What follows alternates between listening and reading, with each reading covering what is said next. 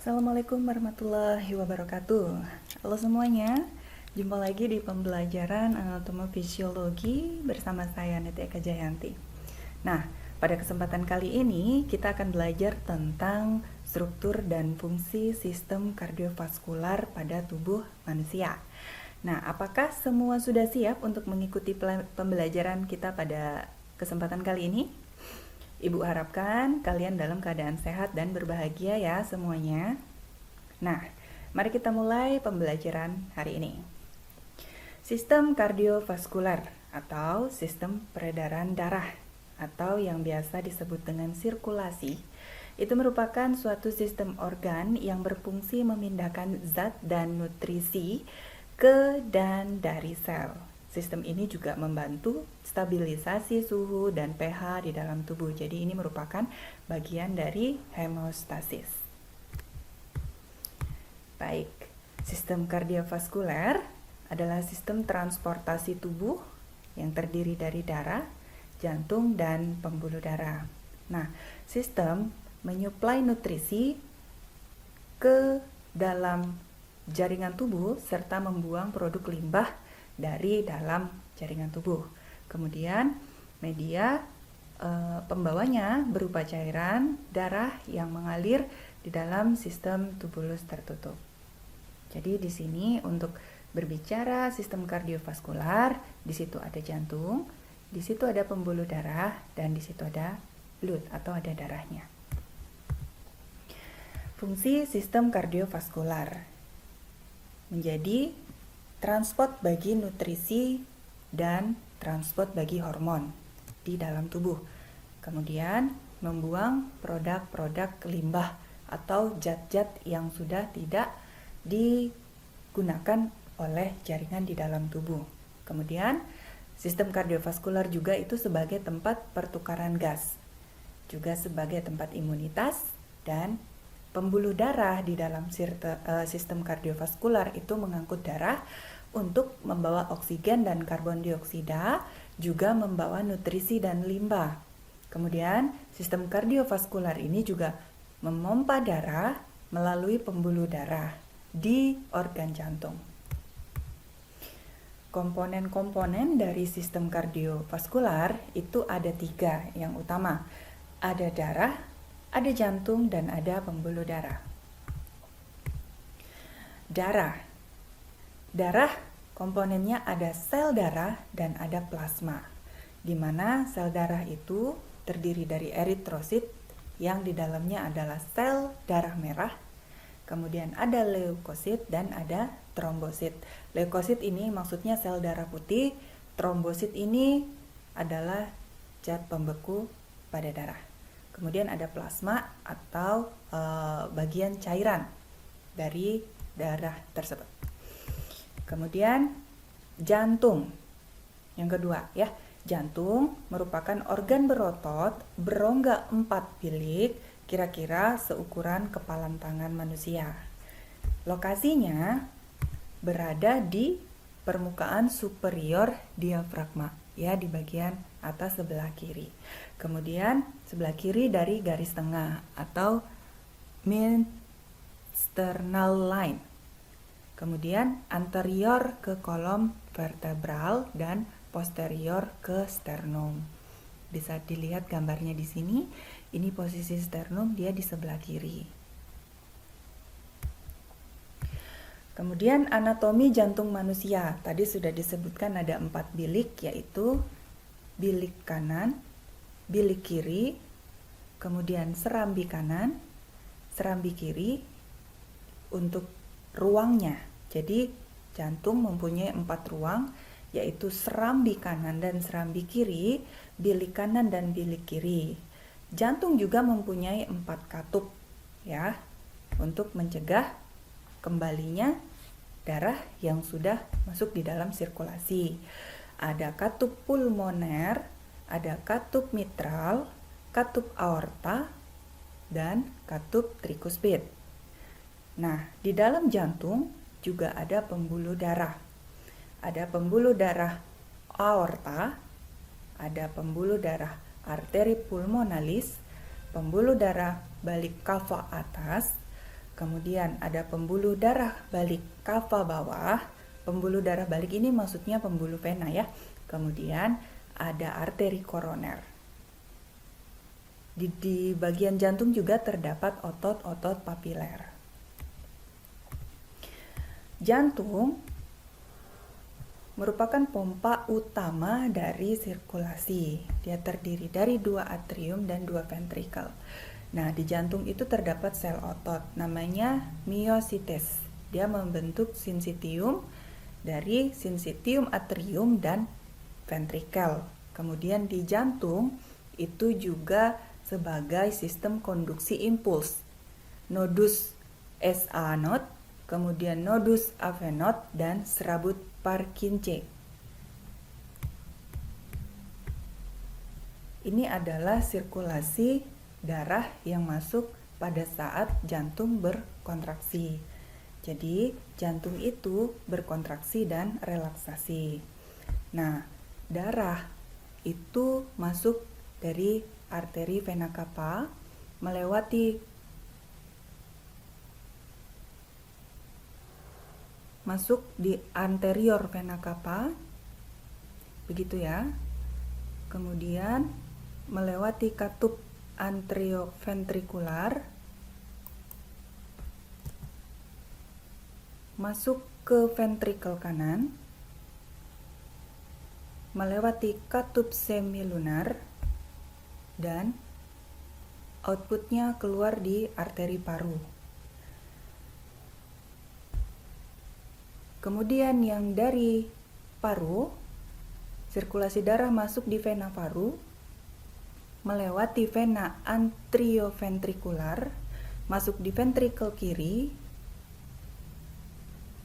dan seterusnya masuk ke aorta dan diedarkan di jaringan tubuh. Jadi secara ringkas, aliran darah di dalam sistem sirkulasi normal manusia adalah darah dari atrium kiri melalui katup mitral ke ventrikel kiri, masuk ke aorta ascendens dan arcus aorta, kemudian aorta descendens, masuk ke arteri sedang atau arteriol, kemudian ke capillary bed dan ke venule. Dari venal masuk ke vena sedang, vena besar, vena cava superior dan vena cava inferior, kemudian masuk ke atrium kanan melalui katup trikuspid ke ventrikel kanan. Setelah itu masuk ke arteri pulmonalis dan paru-paru. Dari paru-paru masuk ke vena pulmonalis dan ke atrium kiri. Fungsi dari jantung itu menghasilkan tekanan darah, yang kedua mengalirkan darah. Jadi jantung itu memisahkan sirkulasi pulmonal dan sistemik. Sirkulasi pulmonal di sini maksudnya adalah sirkulasi atau aliran darah yang terjadi di bagian atas atau di bagian paru-paru, dan untuk sirkulasi sistemik artinya di bagian bawah secara keseluruhan. Kemudian fungsi jantung selanjutnya adalah memastikan aliran darah dalam satu arah. Nah, disinilah fungsi katup. Kemudian fungsi dari jantung selanjutnya itu katup jantung memastikan aliran satu arah. Jadi darah yang sudah masuk ke serambi maupun ke bilik itu dipastikan tidak akan kembali atau back lagi ke daerah sebelumnya. Jadi itu adalah fungsi dari katup jantung. Kemudian jantung juga mengatur suplai darah. Jadi perubahan tingkat kontraksi dan kekuatan disesuaikan pengiriman darah dengan perubahan kebutuhan metaboliknya.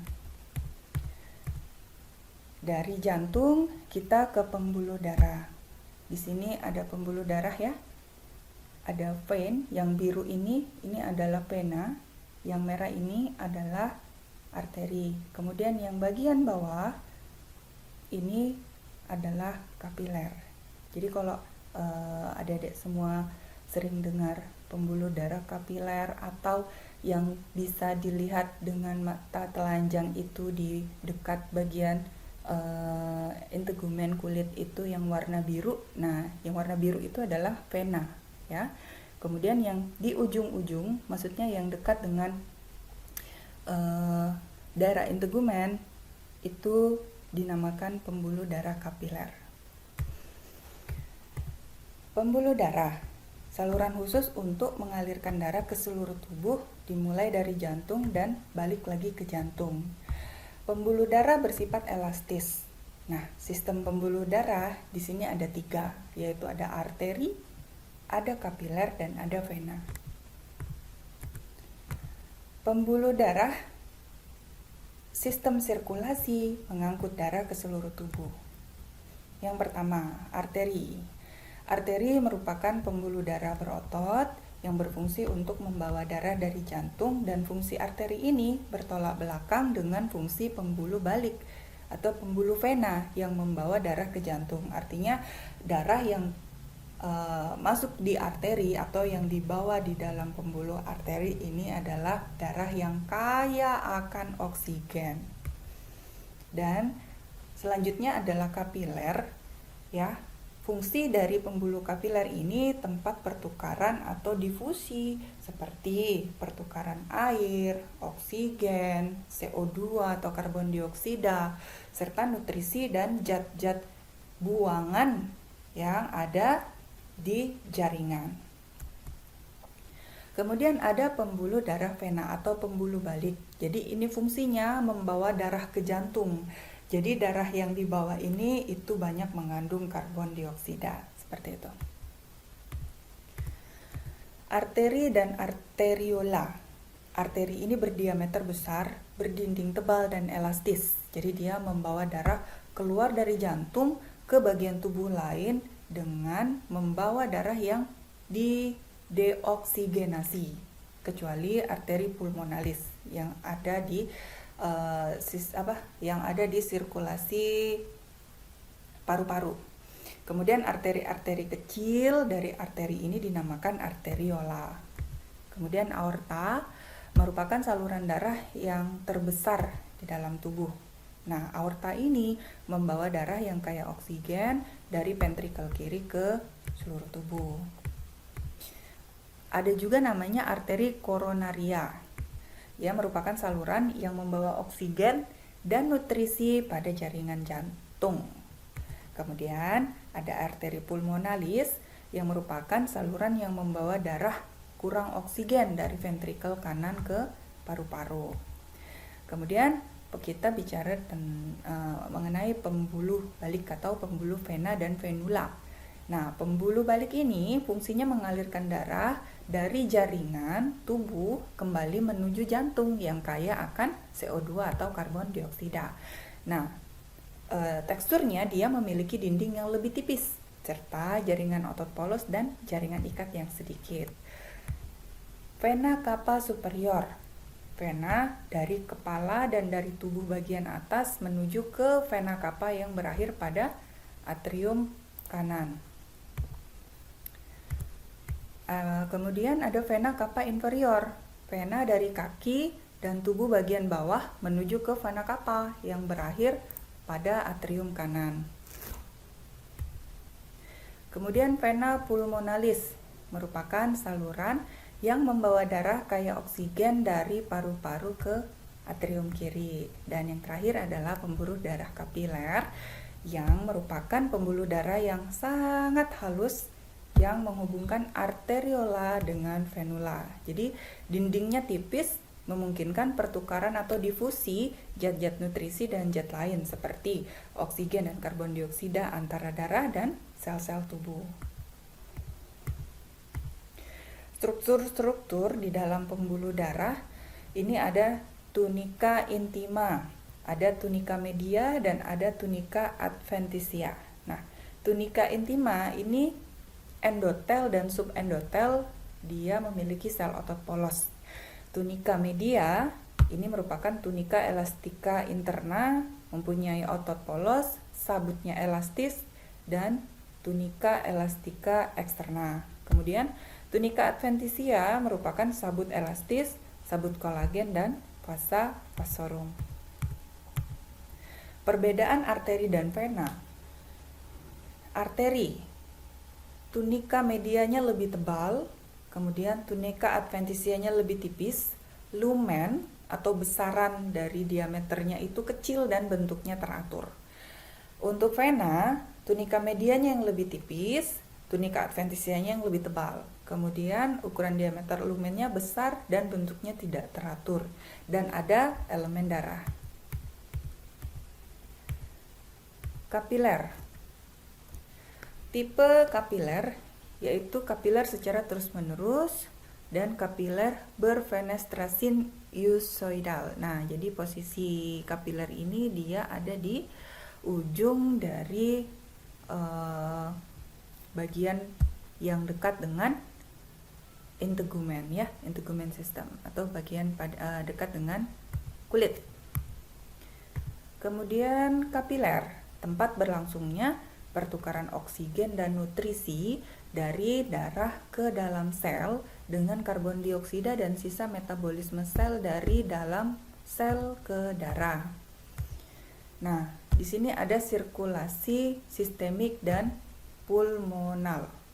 Jadi, untuk sirkulasi pulmonari atau pulmonal ini adalah aliran darah antara jantung dan paru-paru. Artinya dia sirkulasi bagian atas.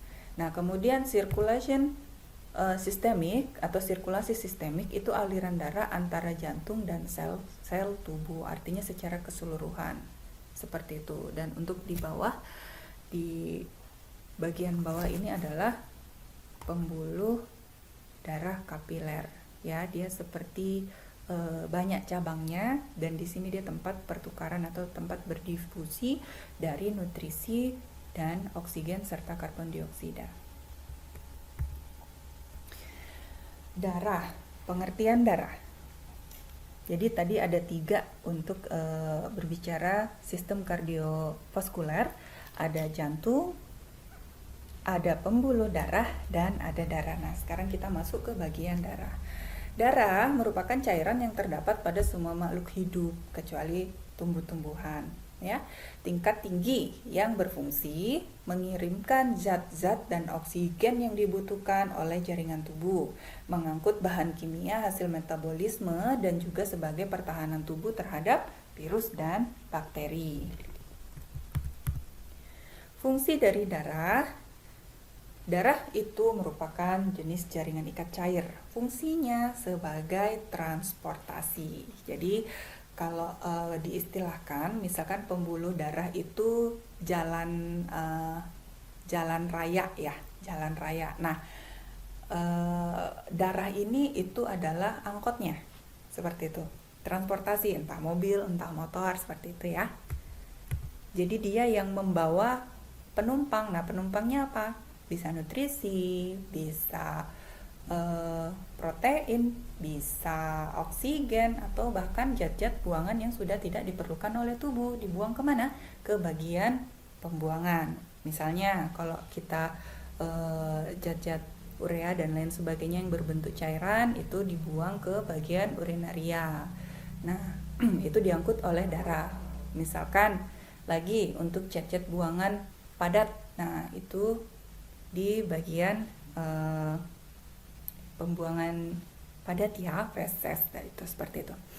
Kemudian ada fungsi darah sebagai transport gas pernapasan, oksigen dan karbon dioksida. Kemudian mengangkut sari makanan dari usus atau intestinal. Kemudian hasil samping dari metabolisme. Kemudian fungsinya juga sebagai transport hormon dan obat-obatan. Fungsi darah selanjutnya sebagai pertahanan tubuh, kemudian sebagai hemostasis dan koagulasi, kemudian untuk keseimbangan asam basa. Nah, komposisi dari fluid itu sendiri, komposisi dari darah itu sendiri ada 2 macam. Yang pertama adalah plasma darah, yang kedua adalah elemen-elemen darahnya, di mana dengan komposisi 45% elemen darah dan 55% itu plasmanya. Nah, untuk elemen darah apa saja? Ada platelet 4,8%. Platelet ini adalah trombosit ya, yang membantu untuk pembekuan pada darah. Kemudian ada 95,1%. Nah, ini yang terbesar. Ini adalah sel darah merah atau eritrosit. Kemudian 0,1%-nya ada sel darah putih. Nah, di sel darah putih ini itu terbagi menjadi 5 jenis. 47 sampai 72% itu neutrophils. Ini 5 jenis dengan fungsinya masing-masing ya. Kemudian ada eosinofil 0,5 sampai 5%, ada basophil kurang dari 1%, ada monosit 3 sampai 11%, dan ada limfosit 19 sampai 37%. Itu untuk jenis-jenis dari sel darah putih.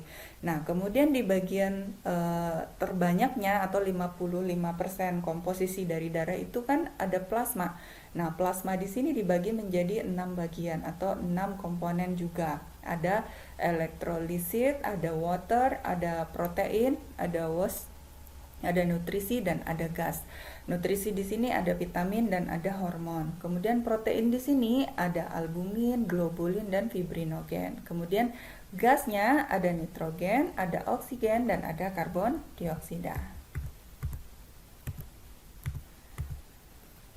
Nah, perhatikan urutan komposisinya. Jadi di dalam komposisi di dalam darah itu 55%-nya plasma. Ya, yang warna kuning ini plasma.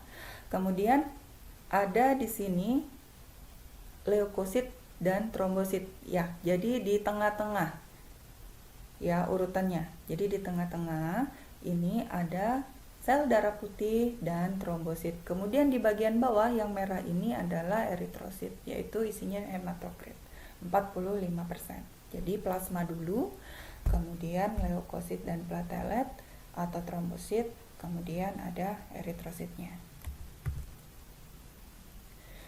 Oke, ini untuk gambaran secara makroskopis. Ini eritrosit ya, bentuknya bulat pipih, kemudian ada trombosit atau keping darah bentuknya seperti ini, dan ada leukosit.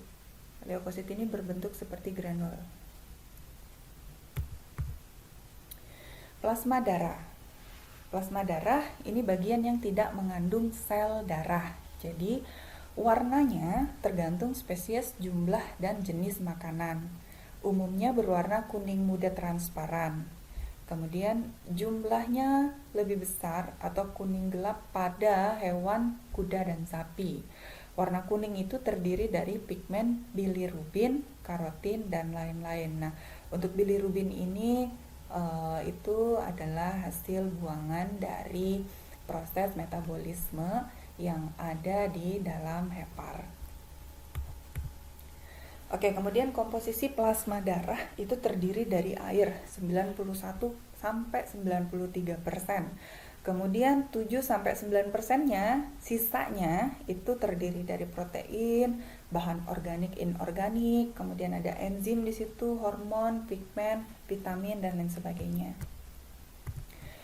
Nah, protein plasma itu terdiri dari 7 gram per desiliter plasma yang terdiri dari albumin 57%, globulin 40%, fibrinogen 3%. Nah, albumin ini menjaga tekanan osmotik koloid, globulin terdiri dari alfa 1, alfa 2, beta, Y globulin, kemudian berperan sebagai imun atau kekebalan tubuh.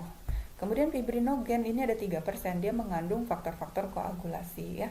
Kemudian ada semua disintesis di hepar atau di hati, kecuali Y globulin dan limfosit. Di globulin di limfosit dan plasma sel. Kemudian ada bahan organik yaitu NPN, non-protein nitrogen, contohnya urea, asam urat, kreatin, kreatinin, asam amino, glutathione, xanthin, hipoksantin. Kemudian ada glukosa, ada fosfolipid, kolesterol, dan lain-lain. Kemudian yang inorganik ada Ca, magnesium, kalium, natrium, Cl, Co, besi, I, Cu, seng, mangan, fosfat, SO4, dan lain-lain sebagainya. Itu tadi berbicara tentang plasma. Sekarang kita masuk ke eritrosit atau sel darah merah. Fungsinya membawa hemoglobin untuk transport gas pernafasan, kemudian sebagai transport oksigen atau hemoglobin O2 yang diikat paru-paru dan dilepaskan di jaringan.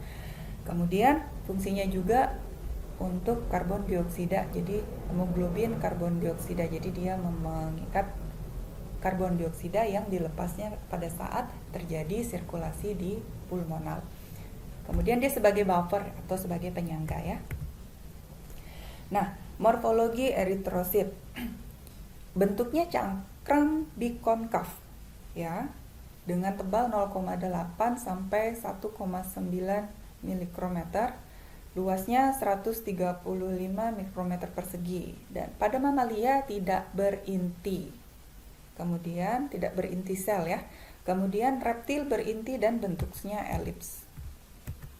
Nah, komposisi eritrosit itu air 62 sampai 72%. Bahan padatnya hemoglobin terdiri dari 95%, protein, lemak, vitamin, glukosa, enzim, mineral itu 5%. Kemudian eritrogenesis, ada fase dan ada organ reproduksinya. Untuk fase embrio itu yolk sacs di trimester 1, kemudian di trimester 2 itu diproduksi di hepar, dibantu oleh limfa dan kelenjar limpa. Untuk trimester ketiga itu terjadi di tulang sumsum yang pada dewasa di vertebrata, sternum, cospa, femur, tibia, dan lain-lain sebagainya. Nah, untuk umurnya sendiri eritrosit ini adalah 120 hari. Nah, zat-zat yang diperlukan untuk pembentukan eritrogenesis itu adalah zat besi atau sintesis dari hemoglobin. Kemudian ini untuk membantu sintesis ya dari hemoglobin. Kemudian ada asam folat, itu membentuk RNA pada eritrosit. Kemudian vitamin B12 untuk pendewasaan dan pembelahan inti sel dari eritrogenesis. Kemudian ada faktor intrinsik terdapat di bagian lambung ya untuk penyerapan vitamin B12 dan asam folat. Kemudian regulasi eritrogenesis, jadi bukan karena konsentrasi eritrosit di dalam darah, tetapi karena kemampuan fungsional eritrosit untuk mentransport oksigen ke jaringan. Nah, setiap keadaan yang menyebabkan jumlah oksigen yang ditransport ke jaringan berkurang itu karena meningkatnya kecepatan pembentukan atau eritrogenesis tadi. Nah, masa hidup eritrosit ini pada manusia, binatang, dan lain-lain itu berbeda. Untuk manusia masa hidup eritrosit ini 4 bulan sebelum dia melebur, kemudian bereritrogenesis kembali atau 120 hari. Untuk anjing itu 100 sampai 130 hari, kucing 70 sampai 80 hari, kuda 140 sampai 150 hari, ayam 20 sampai 30 hari. Nah, jumlah eritrosit di dalam sirkulasi ini sangat terbatas. Nah, di dalam eritrosit itu ada erat kaitannya dengan yang namanya hemoglobin. Ada hem dan ada globin, ya. Jadi yang terbanyak yang ada di dalam eritrosit itu adalah hemoglobin. Fungsinya apa? Untuk mengikat oksigen dan karbon dioksida. Kemudian sebagai buffer asam basa dan pemberi warna merah pada darah. Setelah dari eritrosit kita masuk ke leukosit, yaitu sel darah putih.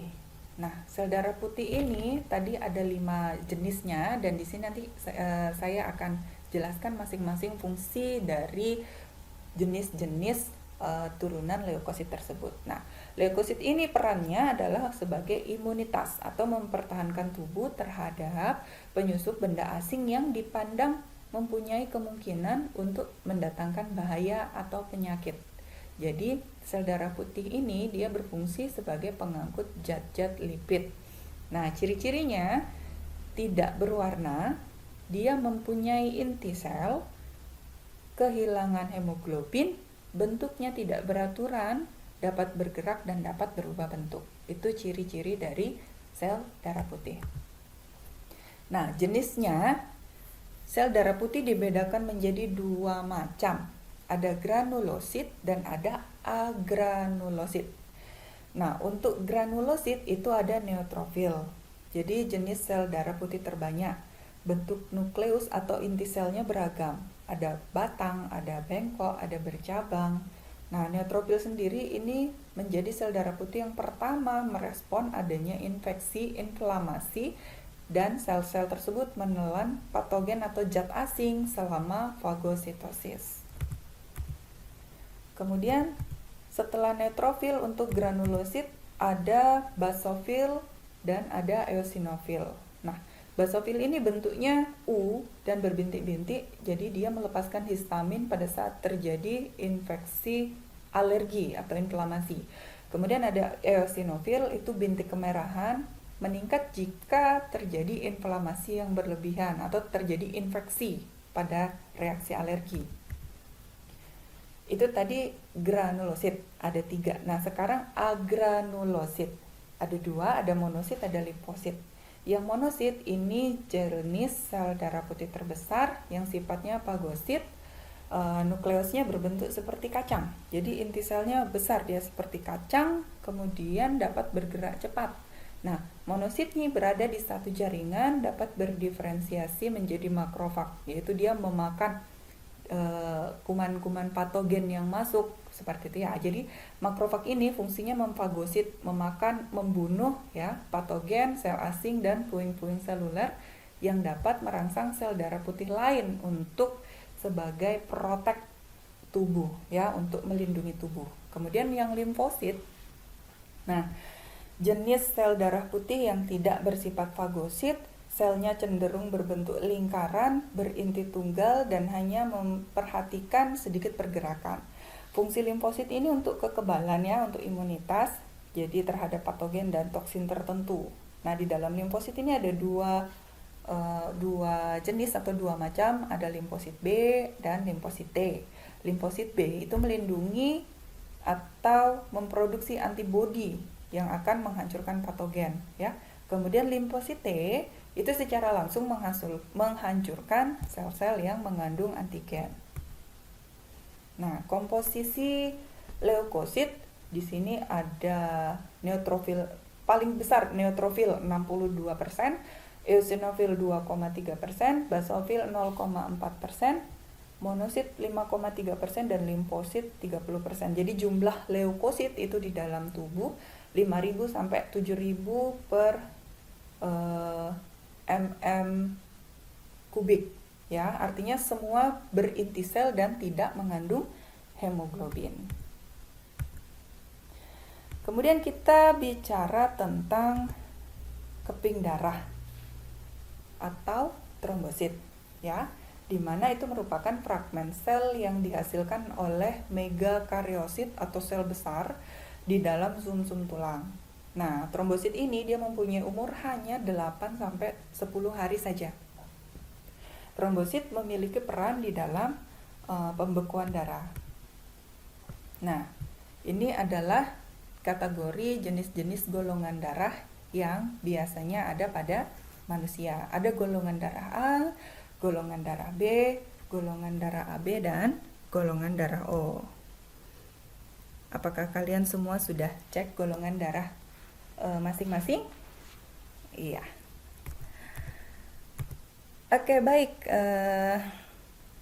Itu tadi materi yang coba kita diskusikan pada kesempatan kali ini. Sekarang Ibu kasih tugas untuk kalian. Silakan buat rangkuman dari materi yang sudah dijelaskan dengan metode Petaminda. Kemudian rangkuman materi boleh dikembangkan dengan menambahkan materi dari sumber lain. Bisa dari jurnal, bisa dari Google Scholar, bisa dari modul pembelajaran atau buku panduan ya, buku pembelajaran. Kemudian tugasnya dibuat di kertas A4 berisi identitas diri. Kemudian tambahkan ilustrasi dan warna yang menarik.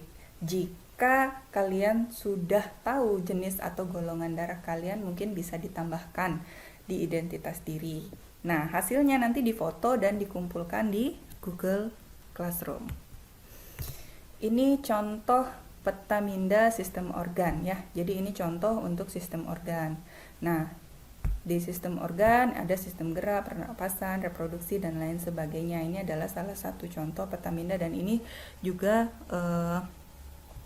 akan sangat berguna nantinya untuk kalian. Nah, untuk tugasnya adalah sistem kardiovaskular. Jadi apa saja bagian-bagiannya dan lain sebagainya, fungsinya dan segala macam. Nanti bisa coba kalian buat seperti ini. Oke, baiklah anak-anak, itu tadi pembahasan kita tentang materi sistem kardiovaskular. Apabila kalian ada pertanyaan, mari kita diskusikan di Google Classroom. Terima kasih atas perhatiannya. Jaga semangat belajarnya meskipun masih di dalam kondisi pandemi seperti ini. Ibu harapkan tidak mengurangi semangat belajar kalian. Motivasinya ditingkatkan lagi untuk belajar. Baik, itu saja, terima kasih. Semoga bermanfaat dan selamat belajar. Assalamualaikum warahmatullahi wabarakatuh.